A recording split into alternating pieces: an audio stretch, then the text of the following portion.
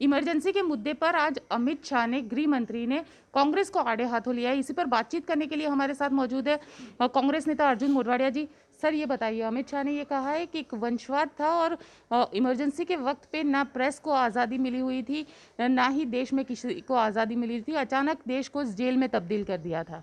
देखो, उसी समय आरएसएस और जो आंदोलन चला रहे थे, उन्होंने मिलिट्री और पुलिस को सरकार का आदेश न मानने के लिए कहा गया था।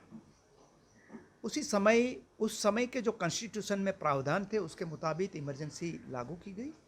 2.5 साल में वो विड्रॉ करके चुनाव में भी गए और जनता ने उस समय अपना जो चुकादा था वो भी दिया। लेकिन अब तो आज के दिन में तो अनडिक्लेयर्ड इमरजेंसी चल रही है। कोर्ट पर दबाव डाला जा रहा है, कोर्ट पर ज़बरदस्ती करके जो जजिस का रिकमेंडेशन आते हैं उनको उल्टा कर रहे हैं। मीडिया का आर्म ट्विस्टिंग हो रहा है। जो सामने मीडिया बोलती है उनको हैरान परेशान किया जा रहा है। जर्नलिस्ट से लेकर एक्टिविस्ट को जेल में डाला जा रहा है वगैरह केसेस पर, और झूठे आरोप लगाए जा रहे हैं। इतना ही नहीं, जो सरकार के सामने चलते हैं उसको किसी भी तरीके से हैरान परेशान करना, ये सरकार की मोडस ऑपरेंडी एवरीडे चल रही है।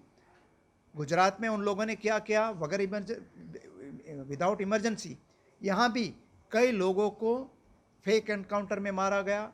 आज वही हो रहा है, झूठी बातें चलाई जा रही है। ये अनडिक्लेयर इमरजेंसी आज चल रही है।